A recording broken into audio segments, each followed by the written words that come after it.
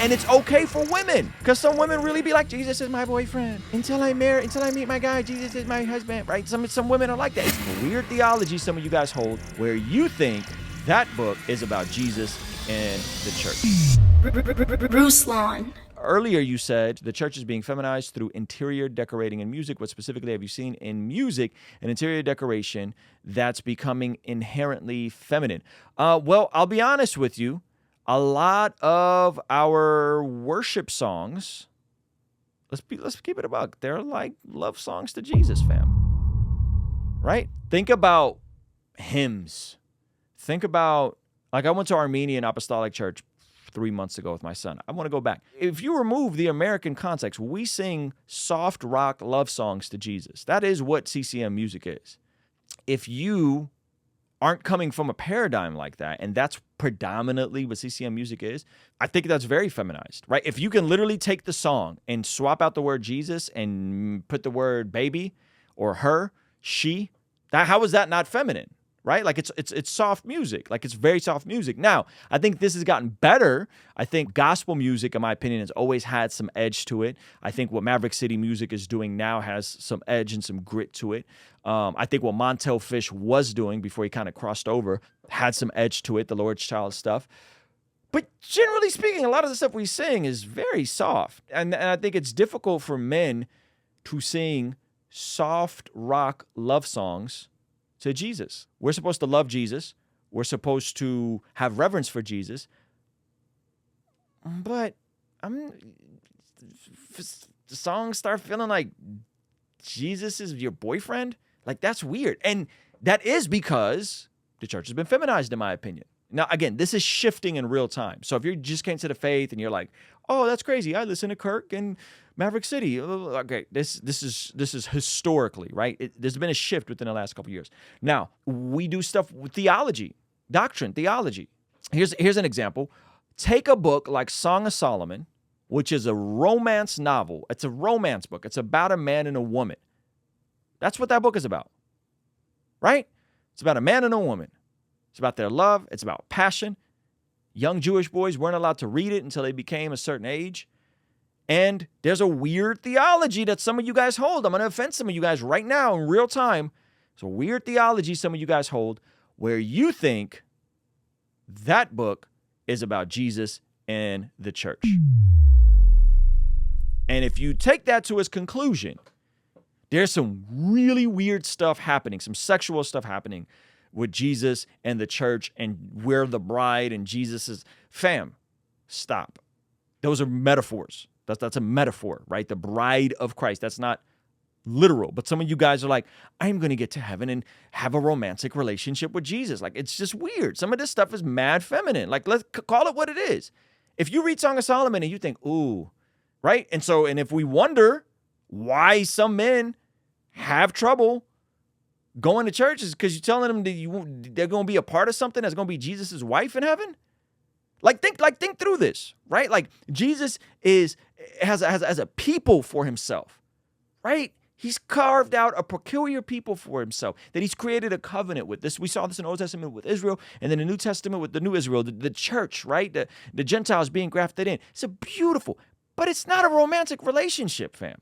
But that's a lot of the tone and the music around it. And it's okay for women, because some women really be like, Jesus is my boyfriend. Until I meet my guy, Jesus is my husband, right? Some women are like that. It's much more sensible for women to view Jesus this way. But men, like, Jesus is my boy. Like, what, fam? Like, so this is real. And I didn't make this stuff up. Men have been saying this stuff for years. Men have been saying this stuff in church for years. And this is why a lot of men have trouble going to church, right? Go a layer deeper. Because of how a lot of ministry is set up, it's a very high stress, high intensity, low paying job that most pastors end up burning out. And so what ends up happening is a lot of churches, and it's not even their fault, but a lot of churches end up hiring a lot of women. And I love women. And I'm not one of those that women can't work, women can't do anything. I don't believe that. But a lot of these churches, the entire staff be women, and there'd be like a pastor or two. right? Like a pastor, some elders, but then all the staff and everything is ran by, and then women design everything, and then women do the interior decorating, and then women, right? And it's like the women's ministry is a real big priority. And again, no beef with women. I think women are great. I mean, my wife is part-time on staff at my church. She serves with the kids. She does a couple hours and she does some design stuff. Nothing wrong with that. But because of how the institution is, and because the fact is most people don't give, most people don't financially give to their local churches. Churches struggle with hiring teams and bringing in masculine men that they could afford to pay a reasonable compensation that they would get in the marketplace. And so what happens? You have a bunch of folks that are earlier in their life on ministry. You have one or two pastors that can get paid a reasonable salary, and then the rest are like part-time employees that are women. So these are just my observations. I'm not saying this is right or wrong. It just is what it is. And so that is going to, by proxy, set a certain precedent for the culture of a church. And it takes a very specific man to lead in a way that is effective to draw in men while also understanding what it is, right?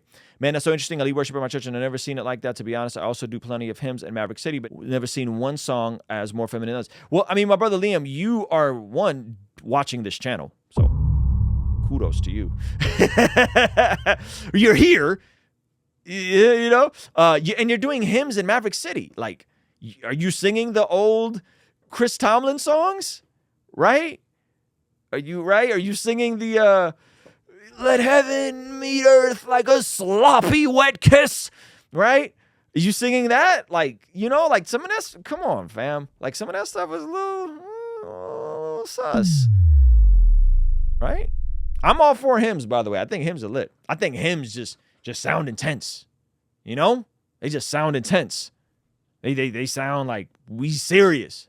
I'm doing plenty of Chris Tomlin. Well, there, you know, shout out to you, I guess. Yeah. So no knock on Chris Tomlin, but you asked me, those are my thoughts. That's how I think it's happened. And maybe it's not your church, but I do think it's a lot of churches. And I do think that sometimes men, masculine men that like to work out, men that like to box, men that like to go hunting, men that like to fill in the blank, right? Like men that are quote unquote stereotypically masculine. I'm not saying if you don't do those things, you're not masculine. I'm just saying that those things tend to be reserved for a certain type of man. I don't know what to say. Like someone that's physically capable is going to have trouble shooting songs, about, you know what I mean. Hopefully you know what I mean. People keep asking, like, what's up with the Blessed God channel? What's up with the Blessed God channel? The Blessed God channel is one podcast clips, and after party clips that don't work on the main channel. The ones that we don't want to, it's a little slower pace. Podcasts, so long form where we could really unpack stuff, podcast clips and after party clips. I have a lot of stuff I want to talk to. And if you guys have been following this channel since we were at 40,000 subs, I used to do 3, 5, 6 videos a day.